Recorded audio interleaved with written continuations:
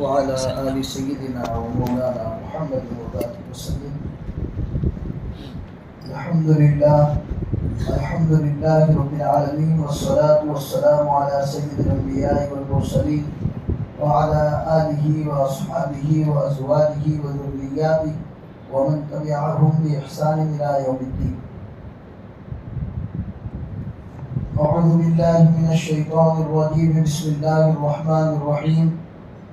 وسارعوا إلى مغفرة من ربكم وجنة عرضها السماوات والأرض أعدت للمتقين.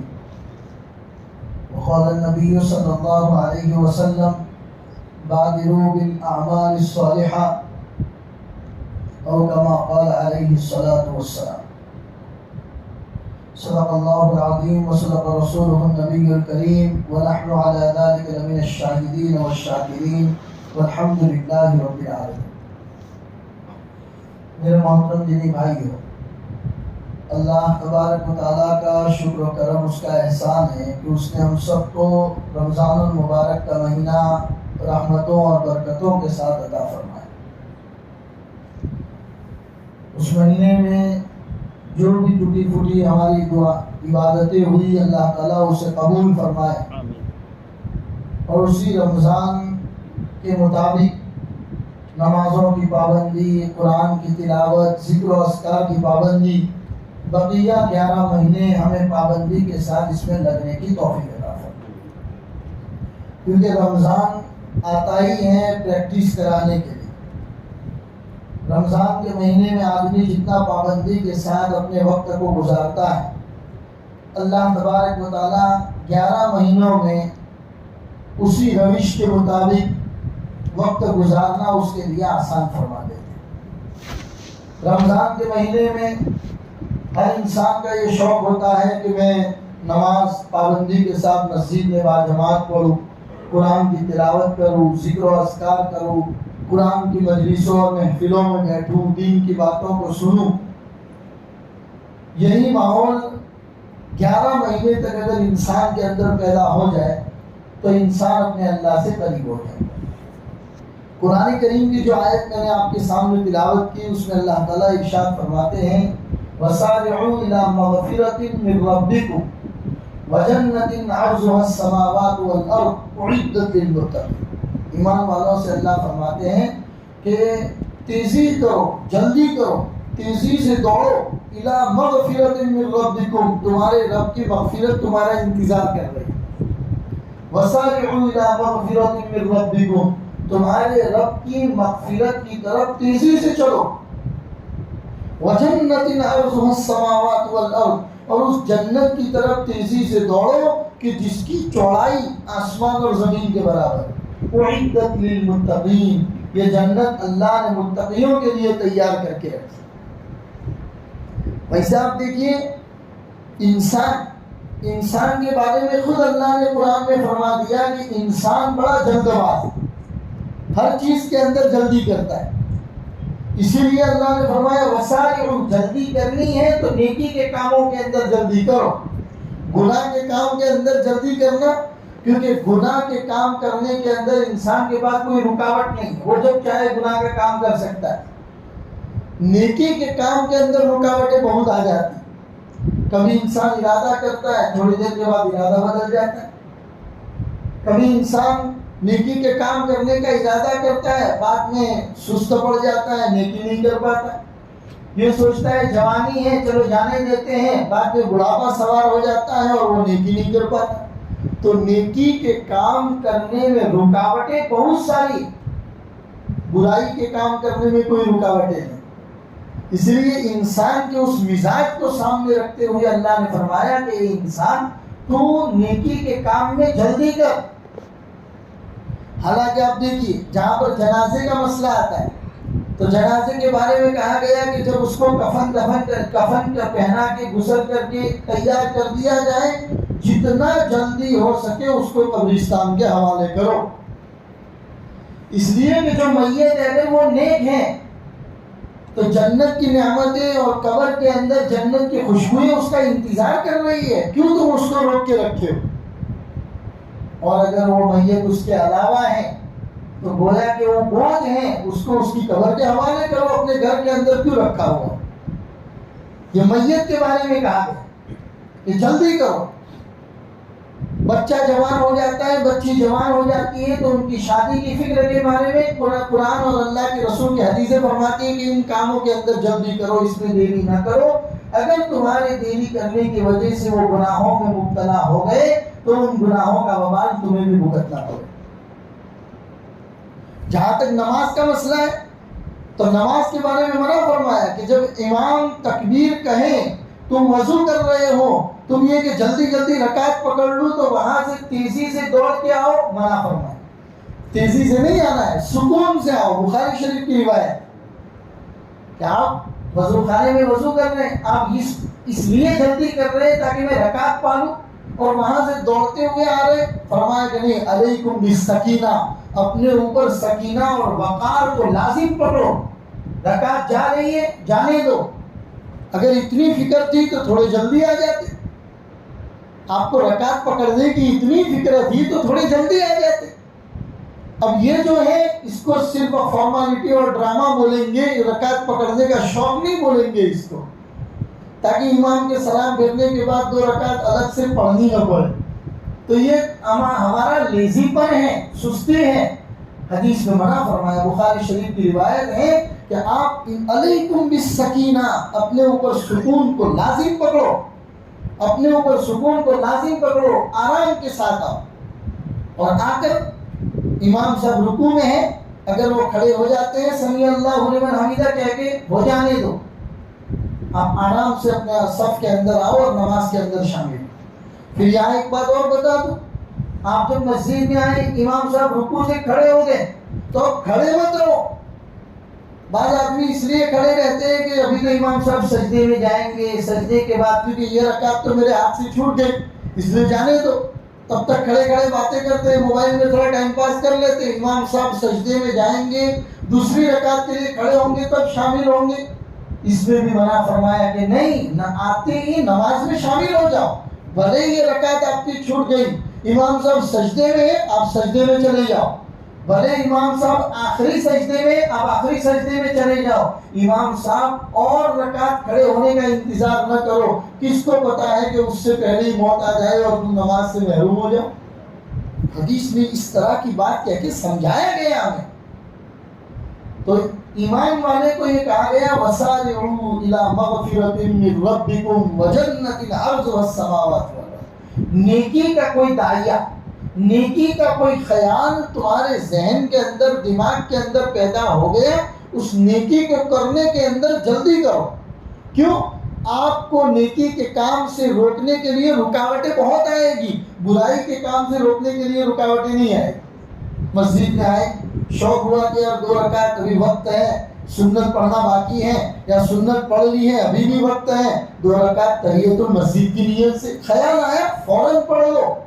یہ مت سوچو، اگر تھوڑی دیر سوچا شیطان کوشش کرے گا کہ آپ کو 2 رکعت جو آپ پڑھنے جا رہے ہیں اس سے روک دے.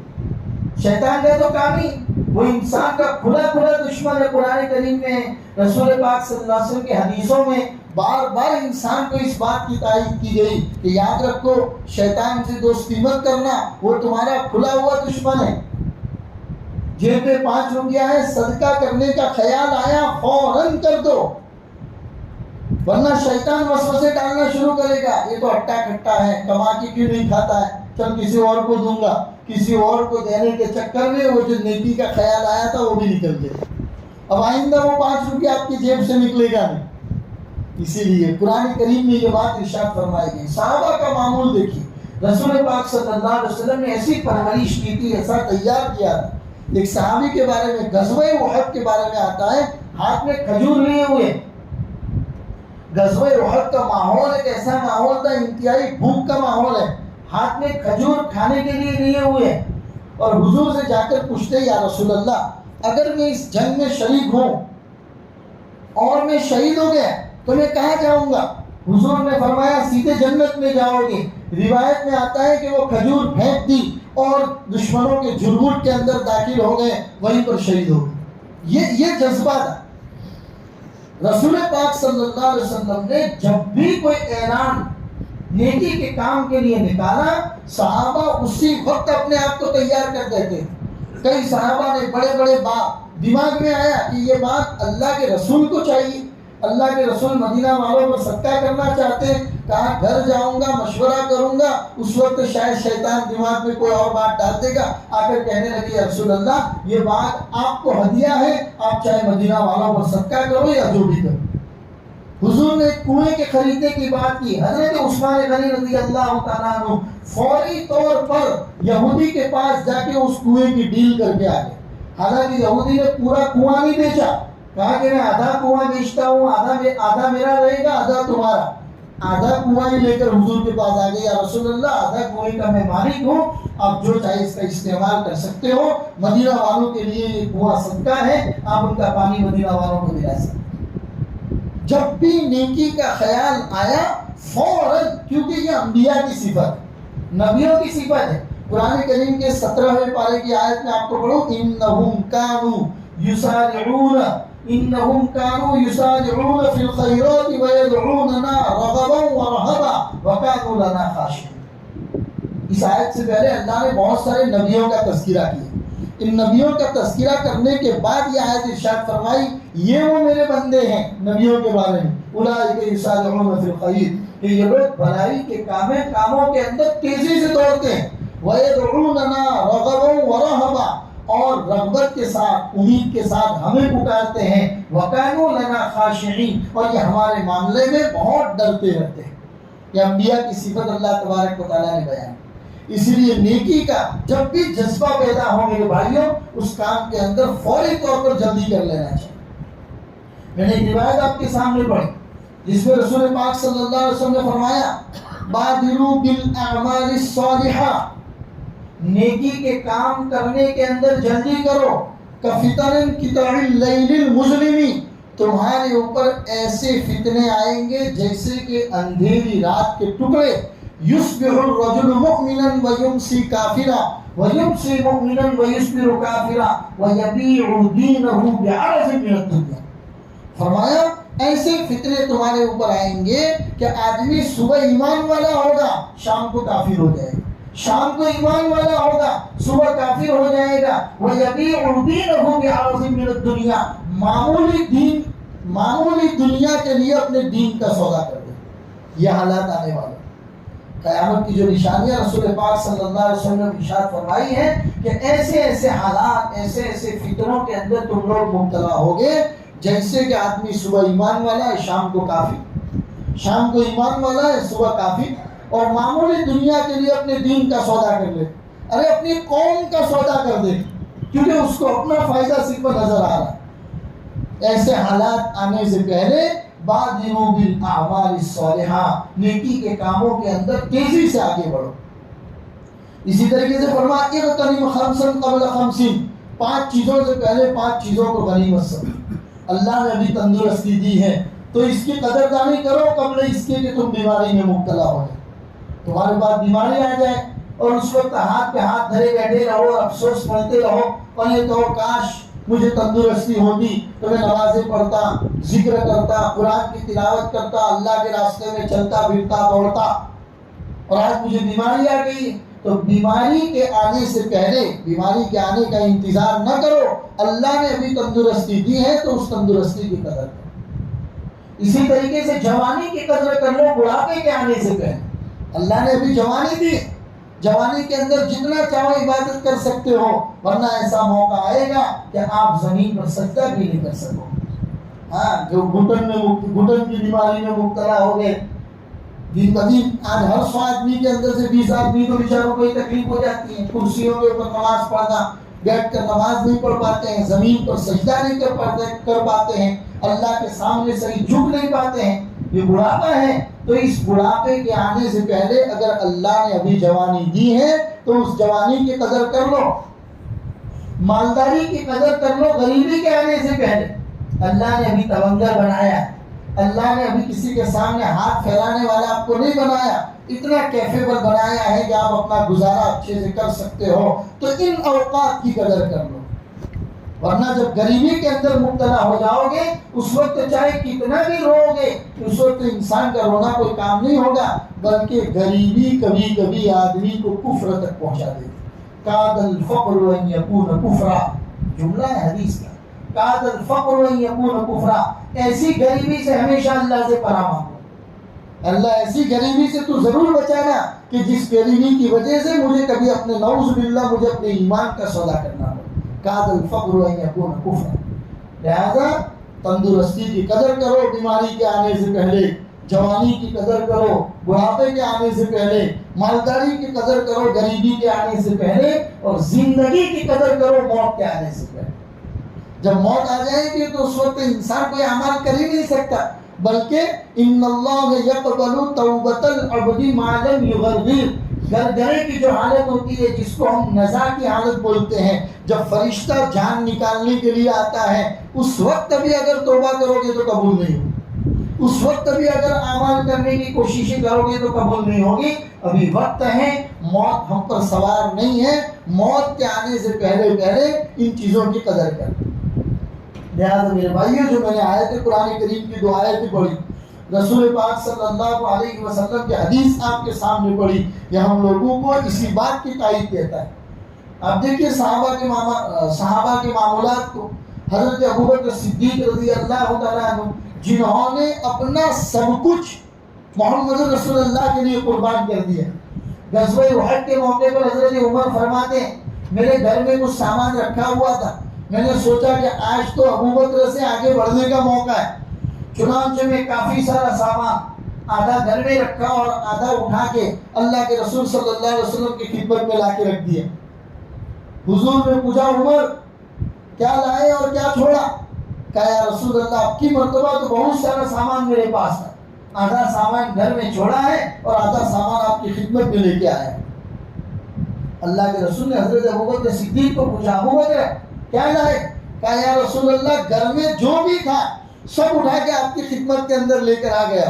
ارے گھر والوں کے لیے کیا چھوڑا؟ گھر والوں کے لیے اللہ اور اس کے رسول کو چھوڑا۔ حضرت عمر کہنے لگے کہ ابوبکر زندگی میں میری نکل جائے تو میں تم سے آگے نہیں بڑھ سکتا، اسی لیے روایتوں میں آتا ہے اکثر حضرت عمر ابوبکر صدیق سے یہ کہا کرتے تھے کہ ابوبکر میں اپنے زندگی کے تمام نیک اعمال جو میرے اللہ نے قبول کیے ہو میں آپ کو دینے کے لیے تیار ہوں، مجھے بدلے میں وہ ایک رات دے دو جو رات آپ نے رسول پاک صلی اللہ علیہ وسلم کے ساتھ غار ثور کے اندر گزاری۔ وہ غار ثور تو ہجرت کر کے آپ تشریف نہیں جا رہے، پہلے ابوبکر صدیق اللہ کے رسول کو باہر کھڑا رکھتے یا رسول اللہ آپ یہاں ٹھہریے میں اندر جا کے آتا ہوں۔ اندر جا کے پورے گفا کی صفائی کی، جہاں کہیں پر سوراخ تھے اپنے امامہ اور اپنے رومال کے چتھڑے کو پھاڑ پھاڑ کے ان تمام سوراخوں کے اندر سوراخ کو بند کر دیا، پوری گفا کو صاف کیا اور پھر کہنے لگے یا رسول اللہ آپ تشریف لائیں۔ جب اللہ کے رسول اندر تشریف لائے آرام کا وقت ہوا تو اپنا پیر پھیلا دیا اور کہا یا رسول اللہ میرے یہ دو پیر جو ہیں وہ آپ کے لیے تکیے کا کام کریں، اور اللہ کے رسول کو اپنے پیروں کے اوپر سر رکھ کر آرام فرمائے۔ نظر پڑی تو تمام سوراخ بند ہے، ایک سوراخ کھلا رہ گیا تھا، اسی سوراخ کے اندر اپنا پیر کا انگوٹھا ڈال دیا۔ پتہ نہیں کہ اس سوراخ کے اندر کوئی زہریلا جانور ہے، وہ زہریلا جانور حضرت ابوبکر کو ڈنک پہ ڈنک مار رہا ہے، جس کی وجہ سے حضرت ابوبکر کا بدن پیلا پڑ گیا، برداشت سے باہر ہو گیا۔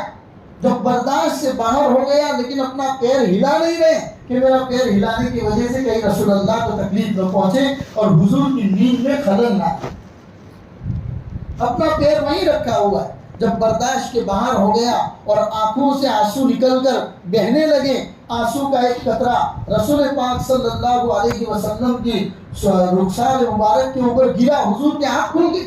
حضور نے فرمایا ابوبکر روتے ہو، کیا بات ہے؟ کہا یا رسول اللہ اس سوراخ کے اندر کوئی زہریلا جانور ہے جو مجھے ڈنک مار رہا ہے۔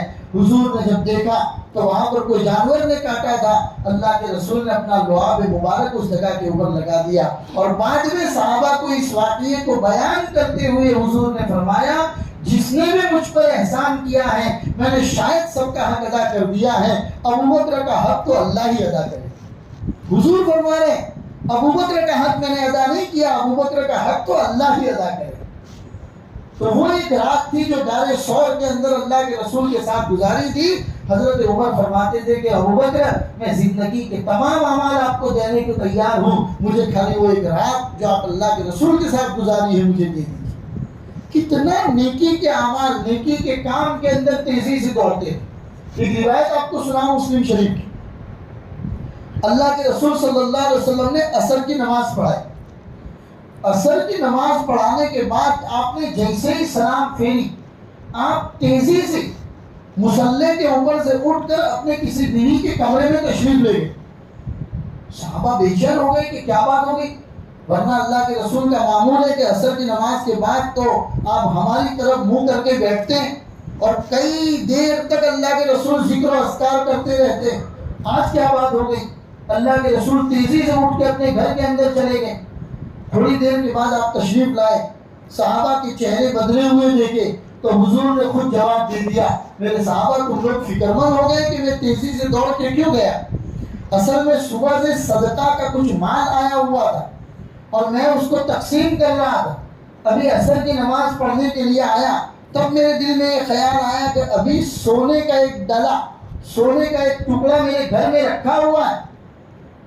میرے دل کے اندر یہ خیال آیا کہ یہ صدقے کا مال میرے گھر کے اندر کیوں پڑا رہے, کیونکہ نبی صدقے کو نہیں کھاتا ہے, میرے گھر کے اندر کیوں پڑا رہے. میں نے سوچا, اسی لیے میں دوڑ کے گیا اور گھر والوں کو حکم دے کے آیا کہ میرے آنے سے پہلے اس کو تقسیم کر دیا.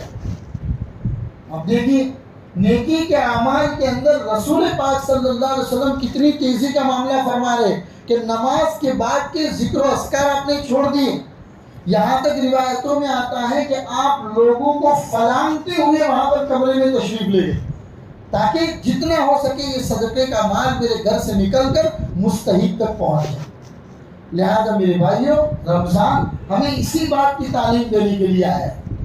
رمضان ہمیں اسی بات کی تعلیم دینے کے لیے آیا تھا. اس تعلیم کو اگر ہم نے اپنا لیا اور اسی کے مطابق انشاءاللہ ہم نے 11 مہینے گزارے, اللہ انہی رحمتوں اور برکتوں کے ساتھ دوبارہ ہم سب کو رمضان نصیب کرے.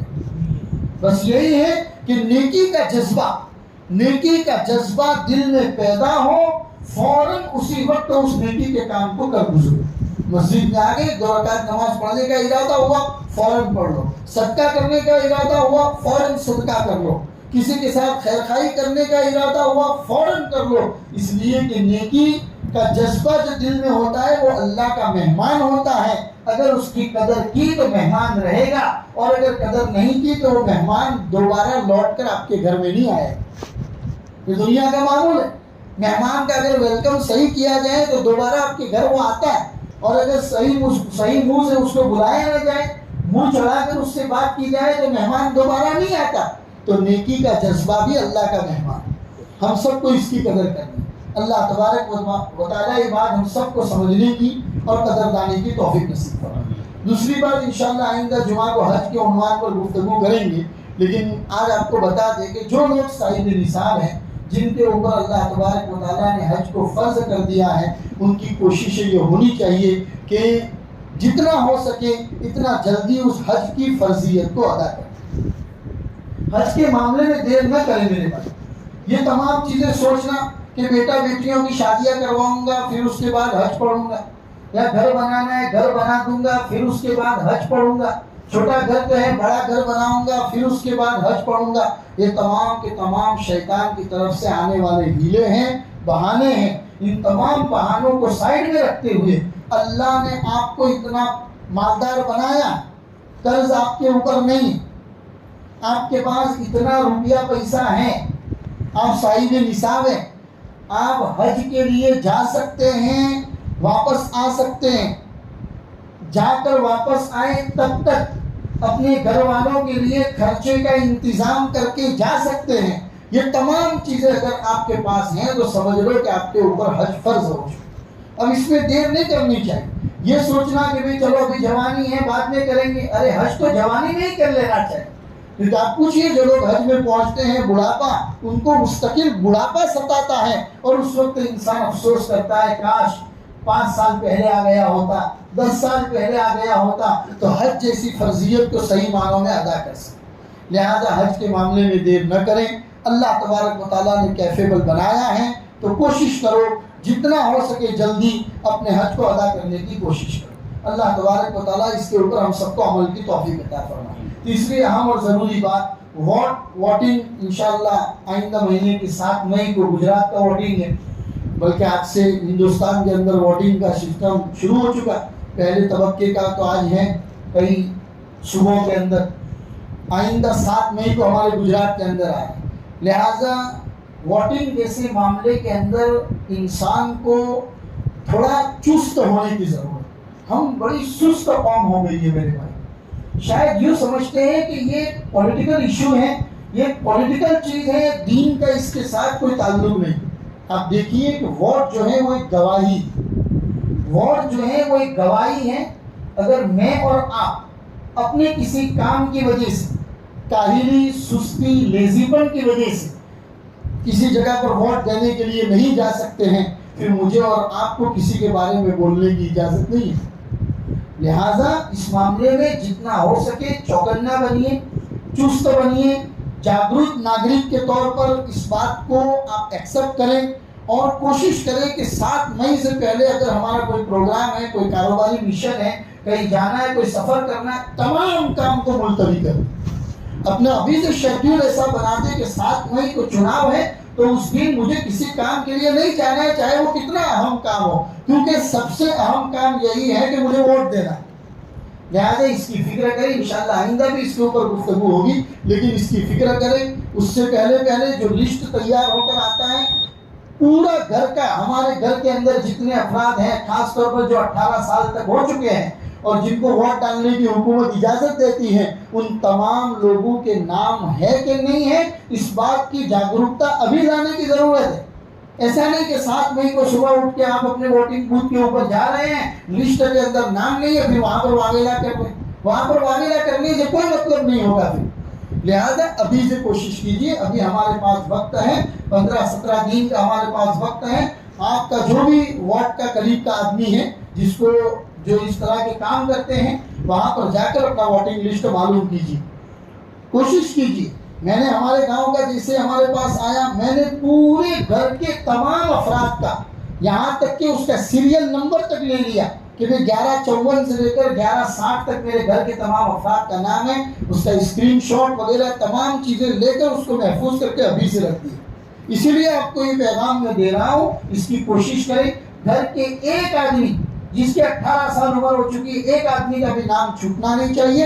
اور اگر وہ نام آ جاتا ہے، ہر ایک کے نام کے حساب سے اس کی تیاری کر کے گھر کا ہر آدمی وہاں پر ووٹ دینے کے لیے پہنچے. اس کی فکر کرنی ہے، جنبش چلانی ہے، اور اپنے جوانوں میں، اپنے دوست و احباب کے اندر اس کی خوب چرچائیں کرنی ہے، تاکہ ہر ایک گھر تک، گھر کے ہر فرد تک یہ بات صحیح طور پر پہنچے اور ووٹ کی وہ اہمیت کو سمجھے. اللہ تبارک و تعالیٰ کہنے سننے سے زیادہ ہم سب کو عمل کی توفیق عطا فرمائے.